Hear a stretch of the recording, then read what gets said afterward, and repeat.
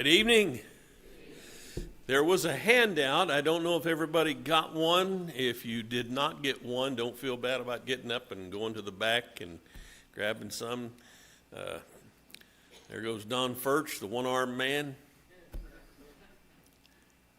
He looked for a long time to find somebody who'd work on his shoulder. They couldn't find anything wrong until they went in there, and then they fixed 4 things that were wrong. So listen to Don. He was right about that. All the handout is a collection of the 4 gospel accounts of the day of resurrection. Matthew, Mark, Luke, and John. And if you look at it, you can see that they're different size. These guys did not all record the same details about the resurrection. However, all events that are recorded fit together easily into a complete narrative. It's the kind of thing, if 3 or 4 different people see an event, they will all, hopefully, tell you accurately what happened, but they won't tell you all the same things because different people just have different perspectives. And I find it fascinating that we have the unique perspective of the Holy Spirit in all of this. He was the one who was there, and he's the one who inspired each of these men to write down what they wrote. And so we'll look at the details, if you will, of the sequence of events as best I can work it out. It's a little bit complicated because you go back and forth, and they do sound like sometimes things are different, but you can fit it all in. It's just like a shoe that fits. You can get all your foot in there if you're careful. Numbers. The numbers that you see in these, keep wanting to say overheads, in this PowerPoint, denote the verses. In Matthew, it's the 28th chapter. In Mark, it's the 16th chapter, and so on. There's just one chapter in each of these Gospels that gives the Resurrection Day account. So, for example, on this first one, MT2, that's Matthew chapter 28, verse 2. It's always going to be Matthew 28. If it's Matthew, it's going to be chapter 28, and that's verse 2. There's an earthquake. There's an earthquake, but you don't read that until the second verse. You read also in the second verse that an angel descends from heaven, rolls away the stone, and sits on it. And you read about the guards shaking and becoming like dead men, and that's from the 4th verse of Matthew 28. Now here's where it gets interesting. The women who were there, all the gospel writers say that the women came first, but different ones record different women coming. What I can decipher so far is that Mary Magdalene, she's always there. Mary Magdalene figures prominently in all the gospel accounts. And then Mary, the mother of James, I'll refer to her later as Mary, M-O-J, just to save a little time and space there. And then there's, I'm sure that's how she was known in the community. Oh, that's Mary, M-O-J. Except they would have used Aramaic letters, which I didn't bother to do tonight. And then there's Salome, and I apologize, bless her heart, if I do not pronounce that right, Joanna, and other women. So there were these women who are named, but there were other women besides them. They come to the tomb with spices, and their intention is to anoint the body of Jesus. This is from Mark chapter 16, verse 1. And then Luke 24, verses 1 and verse 10. So you see, you got to look and you got to fit some things together, but it's all there. There's no contradiction. The angel, this is the angel that was seated on the stone originally there in verse 2 of Matthew. He tells the women not to be afraid, but that Jesus was raised and that he has gone to Galilee. He invites them to see the place where Jesus was laid and then to go tell the other disciples. And there's a blank page. Okay. I must have had a blank one in there somewhere.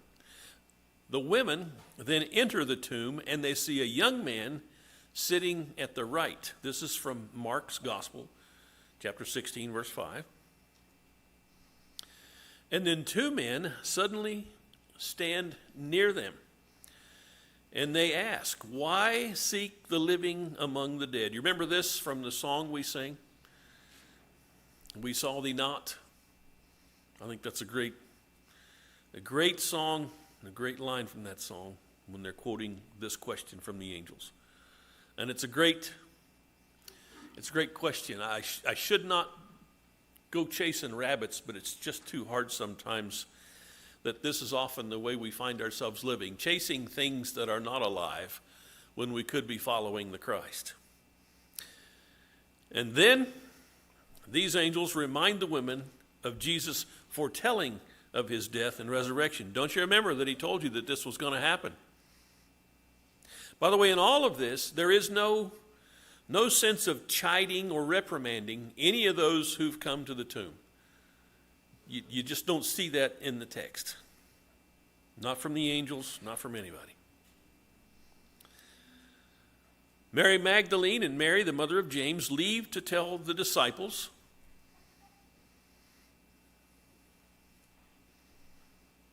Mary Magdalene and the women tell Peter and John, they find the disciples, that the tomb is empty and someone has taken the body. This is their assessment. Now remember, what did the angels tell them? "Why are you seeking the living among the dead?"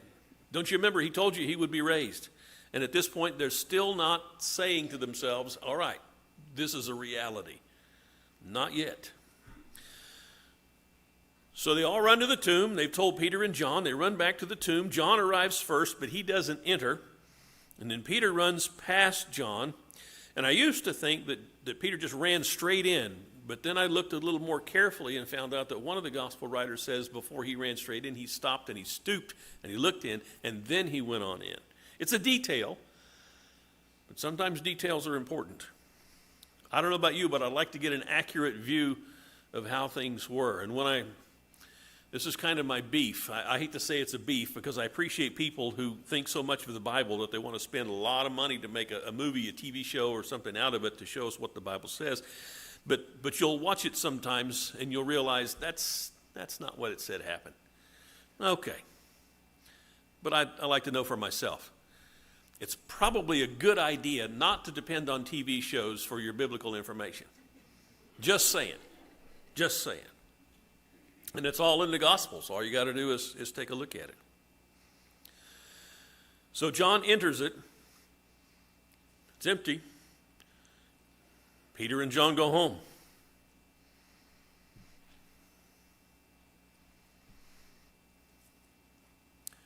Mary Magdalene and Mary, the mother of James,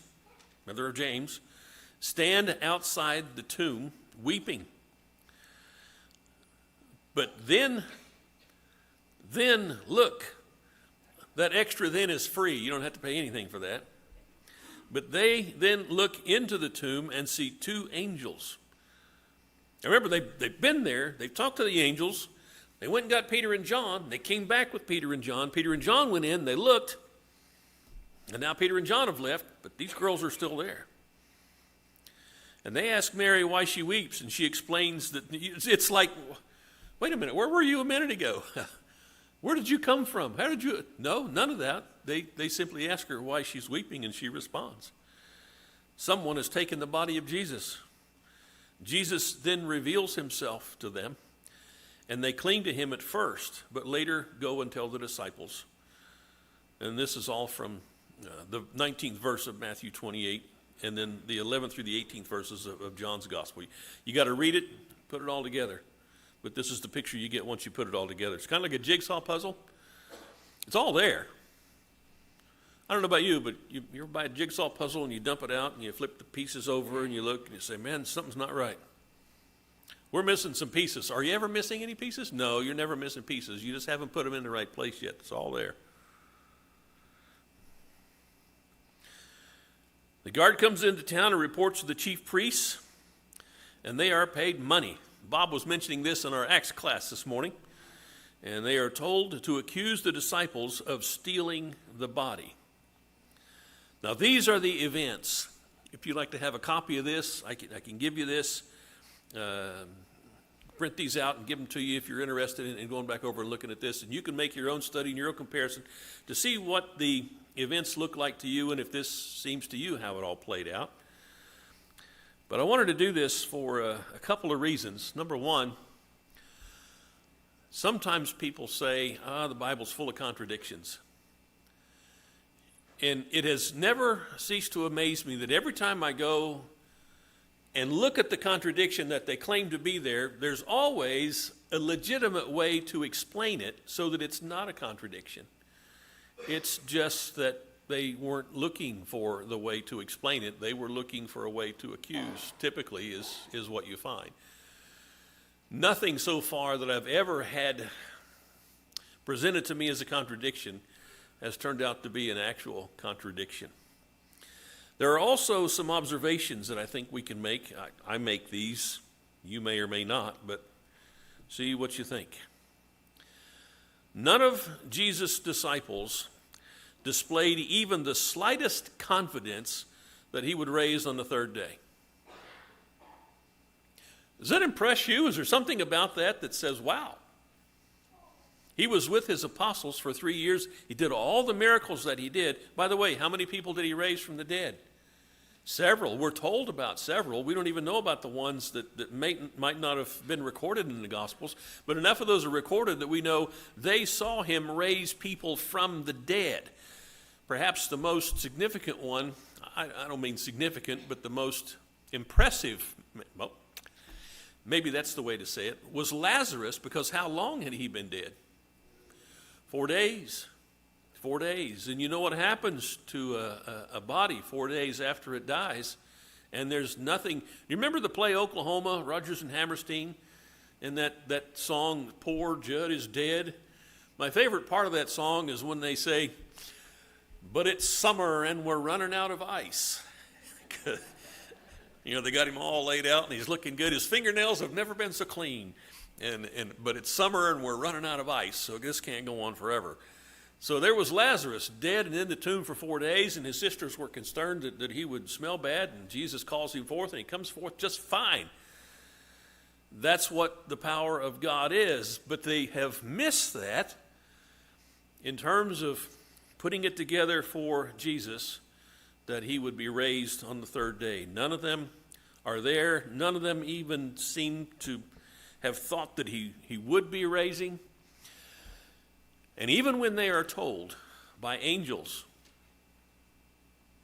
by the evidence, they still don't believe. Even when they're reminded, remember he told you this would happen? They still don't believe. I don't say that as a criticism. I say that as an observation that comforts me, because these people, these were not superheroes. These were people like me and like you, and they had a hard time grasping the reality that was facing them. How could this be? And you and I do that sometimes too. I think that's why the song Amazing Grace was written. How could this be, this amazing grace that God would save a wretch like me? And yes, he does. And he doesn't do it out of a sense of duty. He does it because he loves us. That's, wow. It really is amazing. But it's true. Jesus was resurrected. That's amazing. We've never seen anything like that before, except for the several times that Jesus raised people from the dead. But think of this. Where had these people been 3 days earlier? They'd been at the cross. And they saw what had happened to Jesus. They saw the body that was nailed to the cross. How long was he on the cross? 6 hours. They saw the crown of thorns on his head. They saw the nails in his hands and his feet. I don't know if they were still there when that Roman soldier thrust that spear right up into his side, and the blood and the water came out. But if they saw that, and then somebody says, hey, Jesus is raised from the dead, what would you think? What would I think? What I like about this is God is giving us the details up front about his people, that even his most beloved followers didn't believe it, weren't there on the third day. didn't expect it to happen, and even argued over it when they were told that it did. Very interesting to me that they were just like me. If gospel writers were making all this stuff up, they sure didn't make themselves look very good, did they? Is this the kind of story you would write? If you're going to make up a story about the Messiah coming and you embrace the Messiah and you follow the Messiah, wouldn't you write this down in such a way that you were the hero? We believed in Jesus. We followed him all. We were there for the very last, and we were there waiting at the tomb on the day of the resurrection, and he came forth, and there we were. No. What they wrote was, when Jesus was arrested, they all ran like scared chickens. As I'm sure I would have. When he was on trial, as far as we know, there was only one guy there to see what was going on. Somebody pointed out he had that much courage to be there because Jesus was on trial and about to be killed, and he's still there. Yes, he denies him, but at least he was there to see the goings on.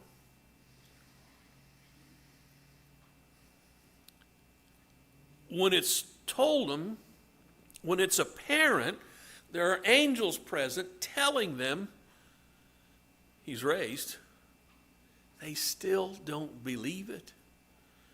Mary says somebody's stolen the body.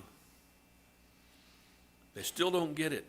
If they were making this up, man, they sure did make themselves look bad. What's the conclusion? They weren't making it up. They were just telling this is the way it happened. This is the way it went down.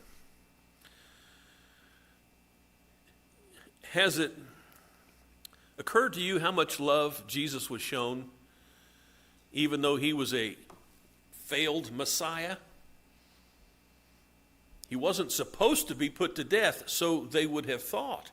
Remember when he told Peter and the other apostles that he was going to be arrested and crucified and raised on the third day, and Peter said, "Not so, Lord, this will never happen." And that's when Jesus called him Satan. Get behind me, Satan. You're not thinking about the ways of God, but you're thinking about your own ways. He wasn't supposed to die, but he did. And no one seemed to conclude, all right, he must have been a liar. Enough with him. I'm done with Jesus. He's dead. Nobody concluded he was a fake. Self-deluded. No, nobody concluded that.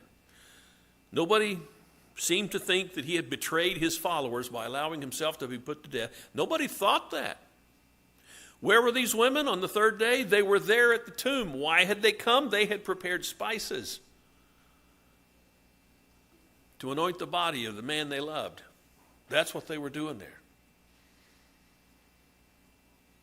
Joseph of Arimathea.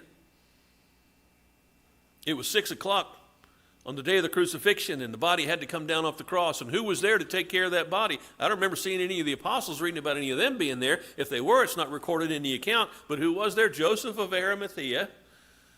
And who else? Nicodemus. John records that those two were there. Joseph, a rich man. I find this interesting. A rich man, not held back by the things of this world.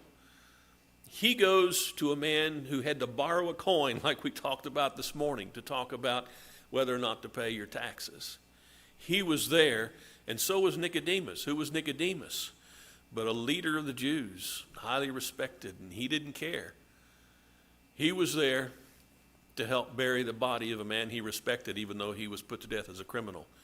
These two guys were there. They didn't say, well, he's dead now. Guess he wasn't what I thought he was. Nope.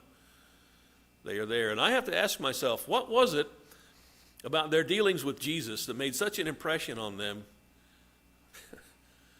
that they would show up at the cross and ask for that body? You know, that had to be a horrible task. To take that body, that beaten, abused, bloodied body, and clean it up and do so respectively or respectfully for burial. That's what those guys did. And these women show up. It's just impressive to me how much love was shown to Jesus even after He seemed to have failed.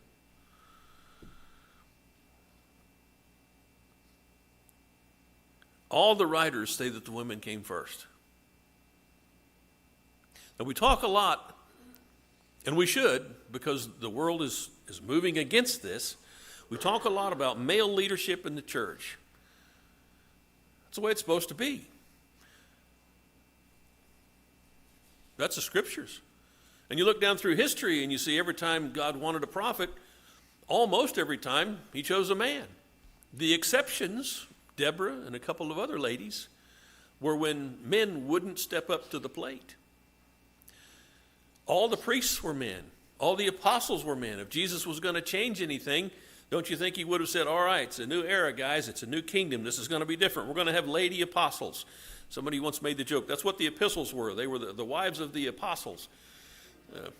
No, it didn't work that way. All the angels we see, male representatives.